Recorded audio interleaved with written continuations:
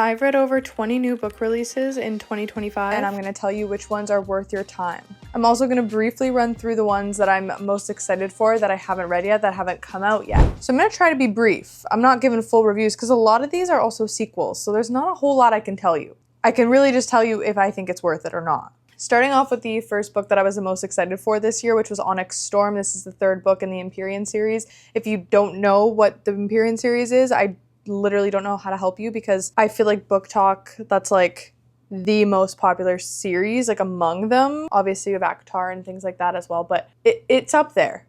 It is up there. This book came out, I think, like right in the beginning of the year. I finished it so fast, I loved it. Fourth Wing, the series as a whole, is worth it, and I will die on that hill. It is super worth it. This one was my favorite one so far, but I've loved every single one. Like, they're all 5 stars for me. If you like dragons and you like fantasy and you like a really high stakes world, that's the one. Now, Frida McFadden has already come out with 2 new books this year, along with some novellas that we'll talk about after, and she has more to come. This girl just pops them out. We have The Tenant and we have The Crash. Now, unpopular opinion is that I actually really liked The Crash. A lot of people did not like this one, and I do understand because you are in like one setting for 90% of the book, so if that's something that you feel like will bore you, you probably won't like The Crash, but I did not mind that. I really liked it. It gave you that claustrophobic feeling, which for some reason I like in a thriller.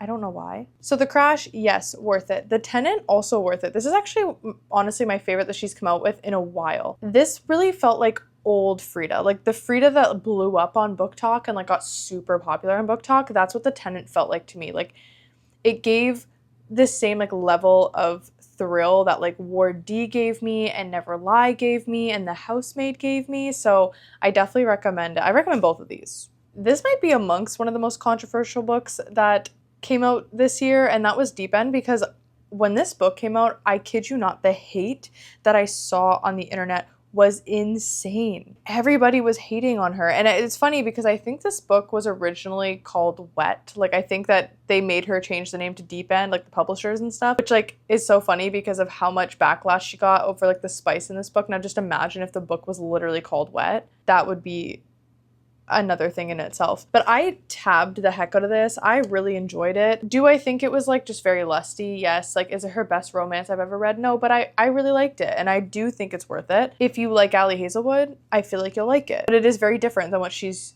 used to writing. Wild Side by Rose Hill. If you see my most recent videos, I was in such a heavy reading slump, and this is the book that got me out of it. This is the 3rd book in the Rose Hill series, and one thing I will say is that this is not my favorite in the series. It's actually my least favorite of the series so far, but I did still really enjoy it. The first 2 books were 5 stars for me. I need coffee. This one was a 4. It was good. I just didn't feel as much like emotional connection between the characters. I didn't resonate with them as well as the other books. There's nothing I can like pinpoint as to why that is, besides I feel like not getting enough time with the characters together, but I still really enjoyed it, and I do think it's worth it. Say You'll Remember Me by Abby Jimenez. This is another one that I feel like when it came out, everybody was hating on it, and I absolutely loved it. I did not understand the hate at all. Everybody was saying it was too depressing, and I don't know what world we live in where people think that books need to always be happy all the time. This one is not. There's a lot that goes on, and you feel a lot of frustration and angry for our characters most of the time. I will be honest, but I loved it. If this book had not ended the way that I wanted it to end, maybe I would have a different opinion on it. But it ended how I wanted it to end. Therefore, it was 5 stars, and I do think it's worth it, and I think that this is my favorite Abby Jimenez book that I've read. So far, as you're seeing, there's really not a lot that isn't worth it. All the Missing Pieces by Catherine Cowles. This was actually the first Catherine Cowles book I've ever read. She's very popular and known for her Sparrow Falls series, which I had not read yet at the time. She writes romantic suspense, which I really, really enjoy. I love a good plot twist. One common theme with romantic suspense, though, is that a lot of times like it doesn't feel very realistic because you have like very realistic and average people going through very not realistic and average things. It's just things that the average person does not typically experience. But that's why you love that. That's why I love romantic suspense, is because it puts me in a situation I would literally never be in my whole life. At least I hope not.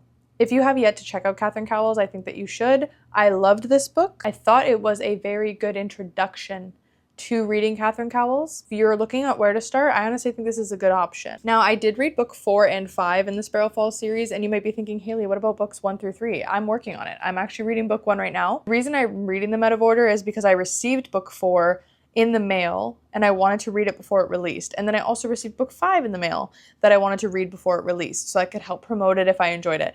And I did. So now I'm going back and reading books 1 through 3. And they are not disappointing. I love these. These are also by Catherine Cowles. We have Beautiful Exile and Chasing Shelter, the 4th and 5th book in Sparrow Falls. Once again, romantic suspense. And what I love about the Sparrow Falls series is you have this like big family of foster children. There's a couple children that were like actually birthed from the mom in this whole scenario, but everyone else is adopted in, fostered in. So you have this beautiful found family of these siblings that just all love and care about each other so much, and they all live in Sparrow Falls, and they all just are looking out for each other. They all have a very vital role in the community of Sparrow Falls, which is like a very small town. It gives very cute small town vibes, but they've all gone through their traumas and they've all gone through their things, and that is why obviously they've been adopted and are in this family, is because they've gone through some things. So they all have their traumas, and you experience those traumas in these books. And I love the build up to each couple in the books. Like I love seeing and being able to predict like who the next book's going to be about just based on the information that you get. That's one thing I do love about Interconnected Standalone, and I'm very excited to continue reading the series. I definitely will be reading book 1 through 3. As I've already said, I'm reading book 1. When I found out that Fredrik Backman was releasing a book in 2025,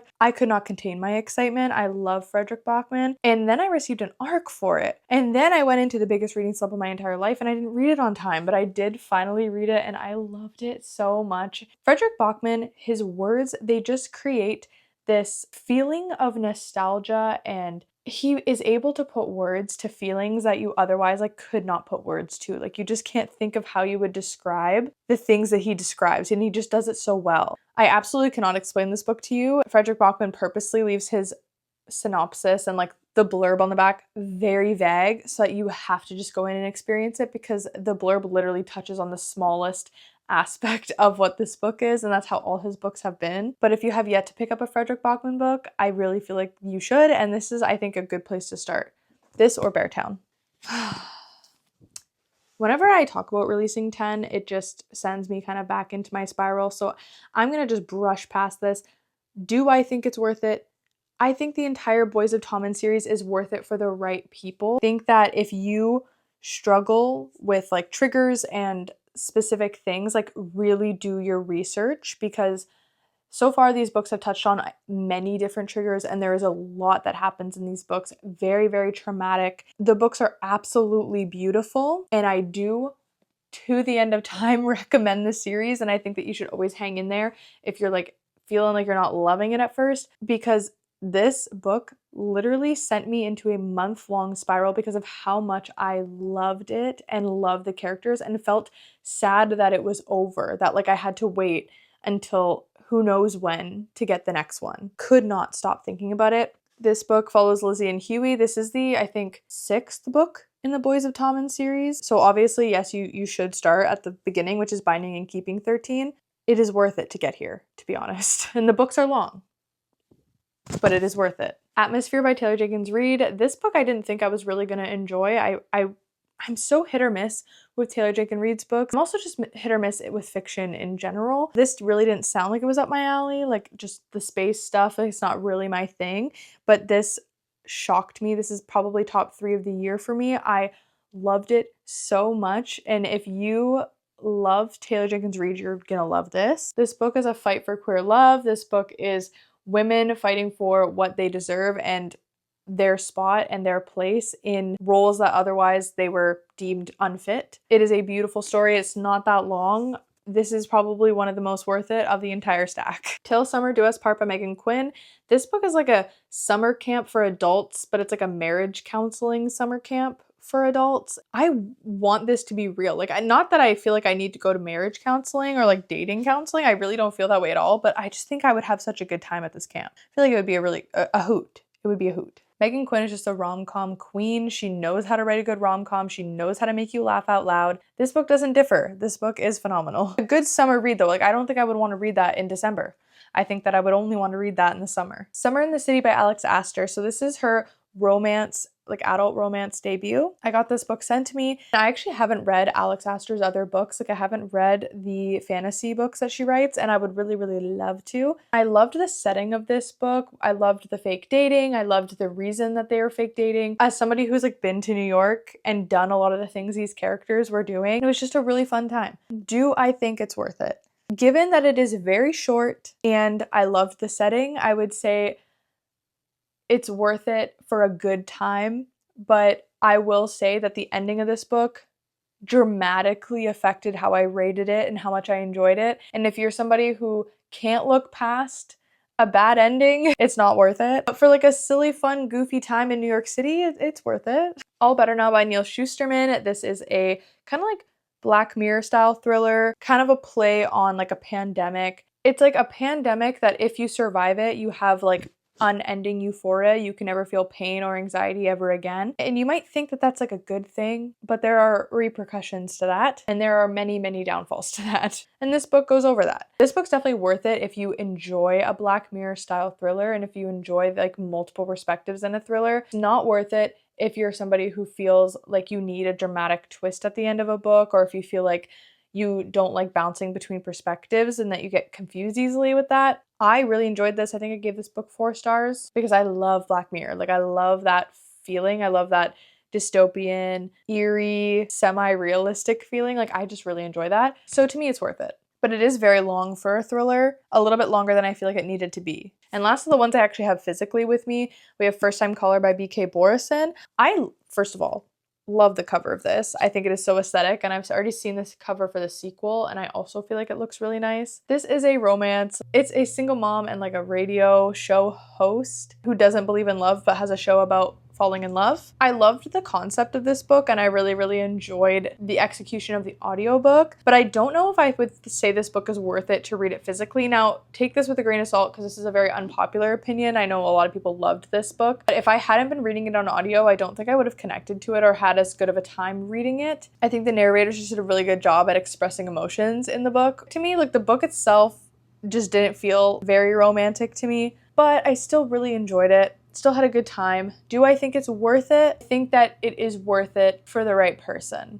but I was not the right person. So now we have to get on to the books that I don't have physically. We'll start off with Such Quiet Girls by Noelle W. Illy. I've read a book by her before. I think it was called Asking Alexandria or Asking Andrea or something like that, and I didn't really like it. So I was a little bit nervous going into this one. I also didn't even realize that it was a new release when I read it, but I actually ended up giving this book 5 stars. I loved it. Once again, it gave me that claustrophobic feeling. This literally is a bus driver and a bus full of kids who get kidnapped and stored in an underground bunker.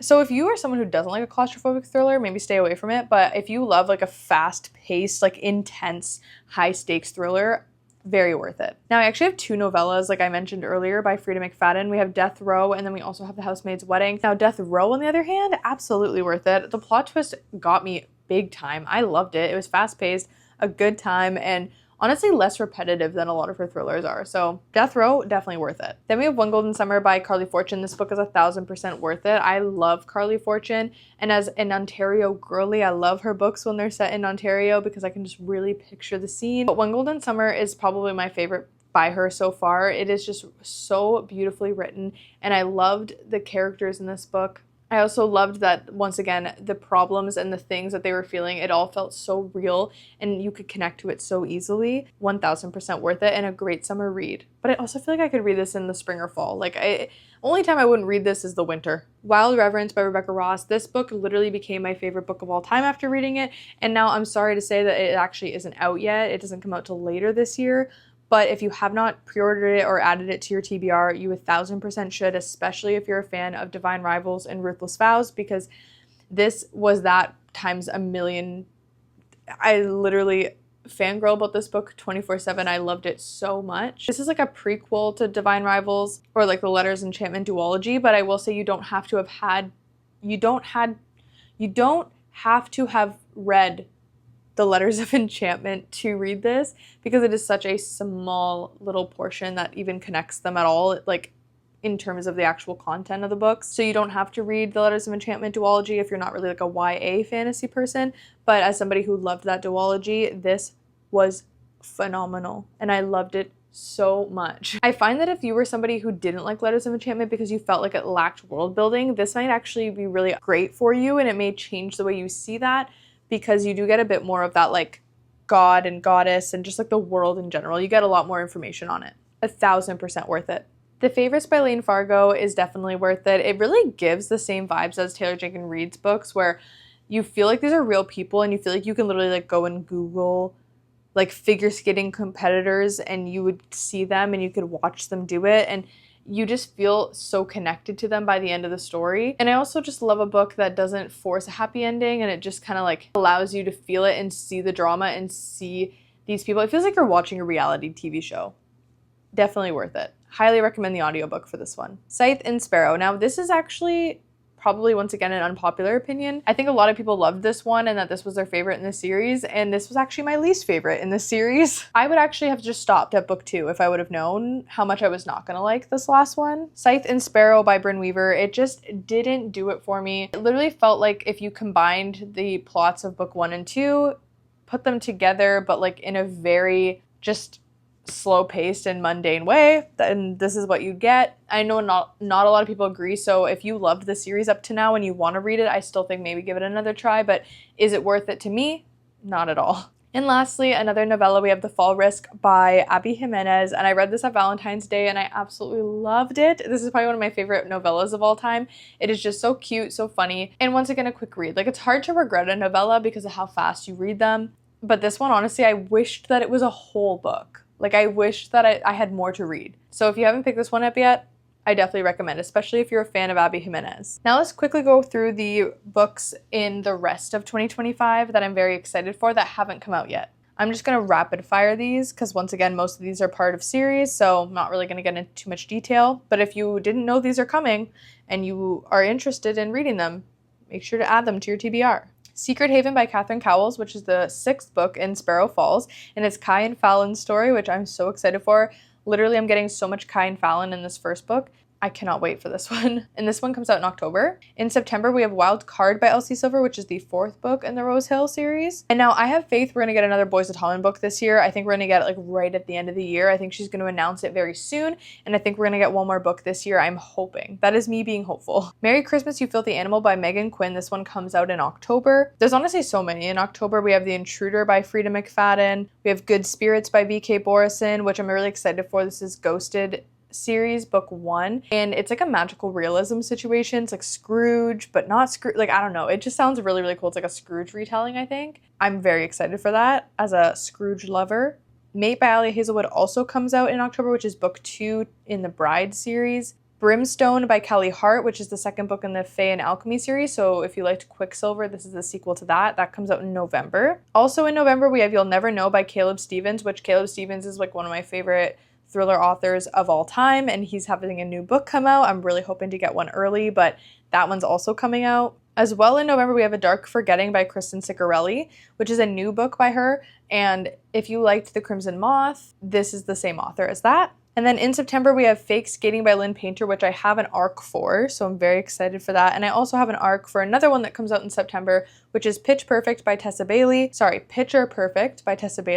which is the 4th book in the Big Shot series, which is her sports romance series that I'm obsessed with. So those are the books I'm looking forward to.